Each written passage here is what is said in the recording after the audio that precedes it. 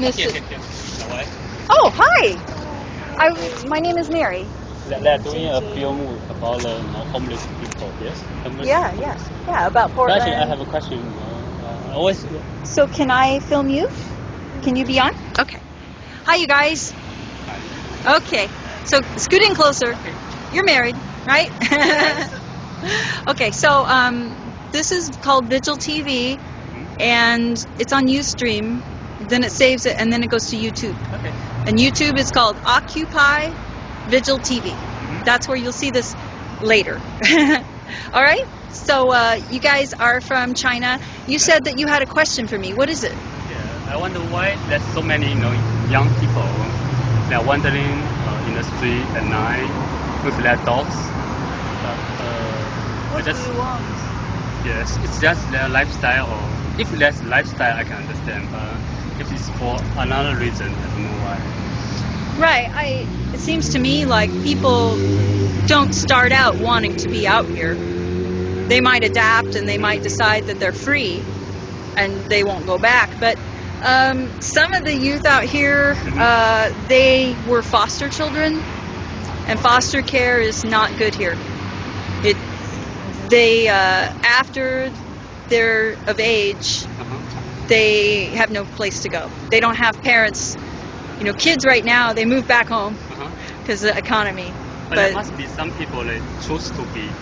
Yeah, there are. There are. Like they could, have some get educated or get, but they choose to be. Yeah. Well, there was a theory about homelessness put out by a man many years ago that homeless aren't just people who can't make it in society. They include people that have decided or found out that society is so broken that they want a way. And if you watch our channel, the YouTube, I put in 3-minute, 5-minute segments of people talking, and I think it will form a good picture of what's happening. And it does include some kids. It does include some of the kids you've seen. But yeah, there's people of all ages out here. There's people who have been out here for 27 years, or more, So, how many homeless people have you seen since you've been here for 3 days? Almost like hundreds. Hundreds, right. So, was that a surprise? Yes. It's kind of surprised to see someone with teenagers. I don't expect to see teenagers wandering along in the street. Is that the same in China? Is that your bus? 14? Okay. Do you have that in China? Yes. Not many young. What about people who are adults? Do you have a lot of people in China who are homeless? Yes, not many. Most of them still have some jobs, at least something to do. A lot of these folks do have jobs. They don't have a roof over their head. They have jobs, but they just don't have home. Yeah. Right now, the cost of living in an apartment might be, if you have a low income and you don't have a roommate, you get a 1-bedroom, you might pay about 2/5 of your entire monthly budget. And then you have to have other utilities and food. So a person who works, they're all minimum wage jobs now, most jobs, and people are taking jobs that are minimum wage who have master's degrees. So you work full time. A lot of them can't get full time because the places themselves are going broken, so they don't pay full time jobs. And so it's not a living wage. And then you don't get any benefits because you work. So the people who work can't always have housing. So that's one thing that adds. Another thing that adds is, let's say you're houseless and life is okay. You have a bedroll, you have food stamps, you just stay, dry. Unfortunately, we have such a criminalization of being houseless where they bother them and fine them and put them in jail for living that they don't come out. They get sick, they get destroyed, and they don't come out. So homelessness increased in Portland 30% last year. Bad. 30 last year, 2011. The number of homeless families. We have 2,500 out on the street. She been in Portland a couple years ago. She didn't notice any. I've been in the downtown, so I don't know. Oh, you weren't downtown? I was not in downtown. Okay. I was in Hillsborough, so I was thinking. Okay. Yeah.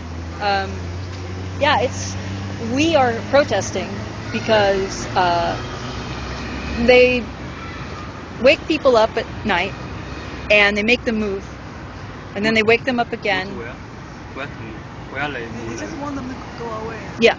But where? Go to where? Well, and they fence off under bridges. They fence it so people can't be under the bridge. The idea is get out of our shiny downtown and out to the outskirts. Well, when they go to the outskirts, that's where the crack dealer is unsafe. So we are in front of City Hall sleeping every night so that they see. And some people are houseless and some people have homes, but we are together because at Occupy Portland, which was right over there, 2 blocks, when we were integrated and we didn't know necessarily who came from a house to be there or didn't. So because we're integrated, we've kind of joined forces on this particular justice issue, and we are making them see something that hopefully they can't stomach.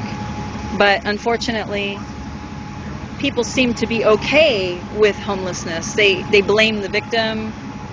They think that they deserve it, they earned it, and more people they get a job loss and a foreclosure on their home with a crooked bank, and boom, they're out here. If they don't have family.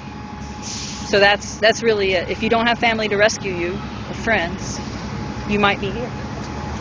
But every day the police try to wake us up and tell us we can't have our signs or take our bags, but we fight. Yeah. What do you want to get finally from this protest?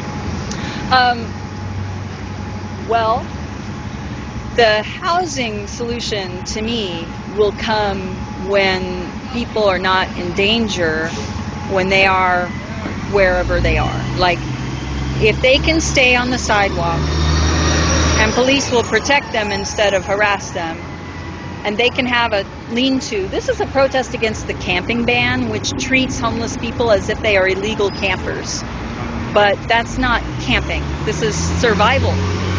So we are asking them to stop doing that, because I think we'll find that after they stop keeping people down, then they will get out of their situation. You save rent money for 6 months.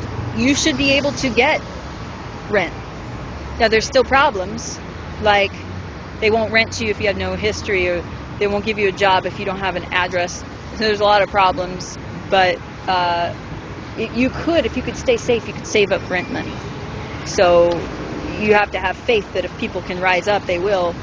They don't want to be out here. They don't want a sidewalk. And the other thing is that these demonstrators could be somewhere nicer. They don't have to be on a sidewalk. They could be in a bush, so it's a protest, visible. So anyway, yeah, we want the camping ban stopped. That is where they say, this is a structure for you to have a chair with a blanket over the top from the rain. Or you can't have bedding. If you have a blanket on your shoulder and you walk in the rain, police have actually taken that from someone and stolen it. And it endangers lives. So the camping ban is our primary. When is the camping ban was recently or? No, when? When, yes. Oh boy, I don't know how long. I don't think. I think it's. I don't know. We need to find out. I'll find out how long. But I don't think anybody has been allowed to have a tent. They've been clearing people under bridges for decades. Like, a camp will form, and people will know their neighbor, and they're under a bridge where there's nobody else. It keeps them dry. Nothing is keeping police from making sure it's safe. So there's no public danger. Nothing's keeping social workers for dealing with people who have problems. But what the city does is says, oh, we don't like this, and they make everyone move. And then whatever family, whatever friendships to keep you safe you had, they're like bugs scattered. But when you interview the young people, are they happy or are they still enjoying their life? They're strong. They're strong, and they have a lot of pride and courage, and they make themselves happy. But they're also beaten down, and so they are in stress and misery and illness and danger. So they're as happy as a person can be because it makes you incredibly resilient. Although some people, I'm sure, that we're not seeing, they're hiding, and they're not doing well. There's bodies coming out of the river a lot that are, probably gang-related incidents, and nobody's really following when there's death of houseless people. Nobody's saying, what's causing the death? Is it tuberculosis? Is it getting a cold and never getting better? Is it a shooting? I mean, shootings get attention, but much less if you're homeless. So there's something, You guys want to go? Yeah. So Occupy Vigil TV Okay, we'll channel you. on YouTube, okay? You guys, write me. Nice talking to you. Nice talking to you. Bye-bye. All right, China. Hi. That was great, you guys. Let's turn this off and call it. Chen and his wife. I couldn't understand her name. All right.